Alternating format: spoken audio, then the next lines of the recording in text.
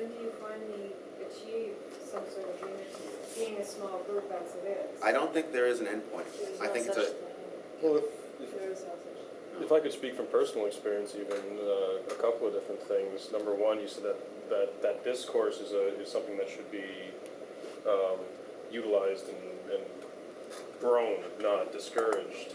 A lot of the time, I'll take an opposite view of someone else in a conversation, not even because I necessarily agree with what I'm saying, just to take the opposite view, Yeah. just to see how. Well, that's And it's the fun. It's the fun of the conversation, right? Right, absolutely. Yeah. But at the same time, like, two people can sit and fight. Like, me and Darren are really good friends, and we'll sit and I'll say something, he'll tell me, "You're full of fucking shit, man." But you know what? I still love him at the end of the day because he's Right. still a great friend of mine, right? Like, there is unity even though we're fighting about things. Yeah. If you can't tell someone that they're full of shit when you think they're full of shit, then Yeah. what kind of relationship is that? Really? I Exactly, you should be I able to don't tell mean them. like, Exactly. don't kiss and hug at the end of the day, and I certainly want to see that between you. I paid. kissing I don't know if and I do. Anyway. I don't know if I do. I don't know if you want to. With regards to being a small group, and believe me, you know, right in there just being a wicked is, I guess we're a bit of a larger community. Oh, yes, certainly. However, we're still a minority, and so we're dealing with that too. You have to achieve some sort of, if not conformity, which you certainly should try and stay away from, but some sort of unity on an agreed. There definitely I has to think be a that's- cohesion. or Yeah, I think that's a great, that's a Cohesion, great, yeah, exactly. okay, here's what I'm gonna say about this, and this is a great point to make. So where does that come from? And I think that comes from unity of purpose.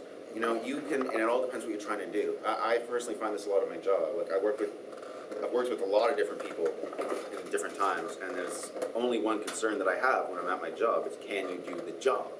There's lots of people, it's like, oh, you're a really nice guy, but you suck at this shit. Yeah. So I don't care that I like you, it doesn't matter. When you have a purpose, when you have an end point and a goal, Yeah. then these kind of conflicts, they don't matter. It's like you might actively despise the person you're working with, but if you're both working towards the same goal, you will work together and you'll be motivated to work together. And that's actually Crowley's solution to conflicts between human beings, is goals, endpoint, have something that you're working towards. And if you have this shared idea that you're trying to manifest, or shared thing that you're trying to bring about, then it doesn't matter what your personal differences are.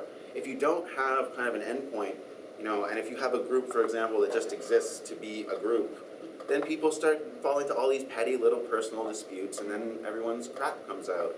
And that's when it turns into the situation that Crowley describes in Magic Without Tears, where people just sit around and criticize each other's hats because they have nothing better to do.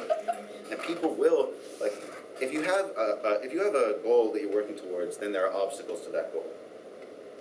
Nietzsche, a philosopher that Crowley identifies or draws heavily on, identifies this as happiness, as overcoming an obstacle. If you have no goals, you have no obstacles. So there's no such thing as happiness, and then everything becomes bitter, petty. Nietzsche always said that. Yeah. Yeah, it's in the Antichrist, I think. Yeah, Yeah. it is. Yeah, so I think that's Crowley's solution, really, is to have something to build towards, and if you don't, and when you have that, it doesn't matter what your personal differences are with a person, Right. it really doesn't at all. But if you don't have that, then it just turns into terrible, terrible bickering. Because people need to have that sense of overcoming an obstacle to be happy, and if they don't have an external obstacle that they're working towards to try and overcome, they will find an obstacle in the other person, because they're looking to experience that form of happiness, overcoming.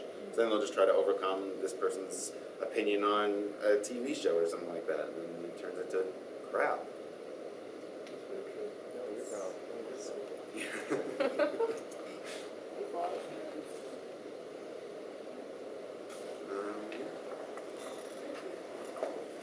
And I think that in terms of, especially when it comes into education of children, that's where you sort of find your goals, is in that drawing out, where he's trying to identify those aspects of a person that are the ones that you need to draw out, that they're fundamental points.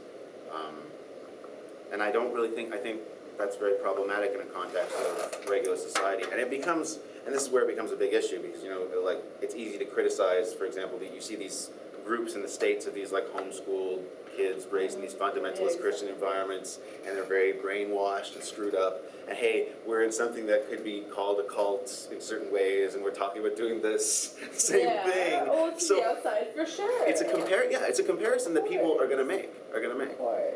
So there has to be a way of combating that idea before it's ever gonna be taken seriously. Well, I think one thing to keep in mind is like there is that tendency when you're looking at raising children to be worried about like are they gonna are they gonna be watching too much TV? Are they gonna be getting involved with other kids that are gonna have bad sort of influences on them and that sort of thing? And it's like those are natural. Those are things that are not going to go away. Those are concerns that are not going to go away. And I think that if you take Crowley's approach, what you would do is tell the kids, okay, go hang out with the bad kids, and don't tell them they're bad kids. Yeah. But the child who's raised on, great poetry and great literature is probably not going to be that impressed with the kid who's raised on Jersey Shore, Like, they're going to figure that out for themselves. And that's the thing. I mean, trying to specifically put like limitations. You warn them away from these kids, they're going to go right to them. It's gonna naturally happen. That's a matter of fact. I was a nanny for 2 children since the first child was about almost under a year old, and then right as he turned a year old, I was taking care of his sister who was 3 weeks old. I took care of them from then on till the second one was 2 and the first one was 1, so a year. And to see them grow as people and to understand the way that they responded to, like, I didn't put it on TV ever. Their parents were very B-type people. Like, if you wanted to put on TV for half an hour or like an hour a day, they were okay with that. Like, a little bit of time for yourself to relax, whatever. Like, there's certain, like, Treehouse TV, Oh, yeah, whatever. I'm not saying all television is terrible. No, even in that sense, though, I could see a difference in the children because their parents were so relaxed, but at the same time, they did not talk to their kids like they were little kids, and neither did I. I can remember thinking that was the wrong way to approach a child. Because I can remember being a child, and I can remember not wanting to be spoken to as a child. Right. I wanted to be spoken to as an adult. There's a certain extent. And that was something that I struggled with for a long time until I became an adult. I wanted to be approached as an adult because I had views. I was raised having an opinion and being taught to have an opinion that wasn't just an opinion, it was supported by certain things. Yeah. So for me, when I was home with little kids, like, it wasn't enough to go, like, what do you want? Like, no, tell me what you want. Do you want this? Do you want this? Like, come on, give me a clear answer. I think that's where the quality of performance comes in because, although it's, you want to approach it, you don't want to approach a child in a condescending way, but at the same time, they are still a child. Like, you can't approach them the same way that you would an adult. Sensitivity. Yeah. But that's where you have to be a good performer, and you have to show, okay, I'm not going to condescend to you, but at the same time, you remember that you're not dealing with a fully developed human, like.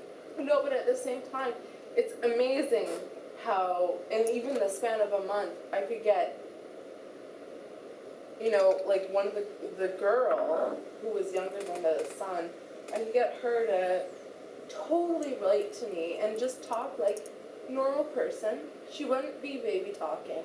She went from baby talking to just regular talk. Right. Like, if I talked to her, I said, Nola, what do you want for breakfast?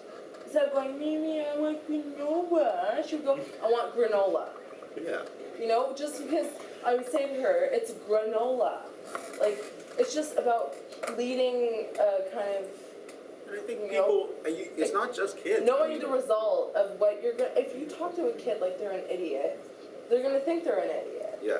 And That's the thing. That's not Kids just, should be talked to as if they're adults. and that's not just true of children. I mean, pretty much everyone behaves, they react to the way that you treat them. I mean, if you treat someone like an asshole, they're going to act like an asshole. Yeah. If you treat someone with dignity, they're probably going to respond with dignity. If you treat someone, that people respond the way that they're treated, more or less.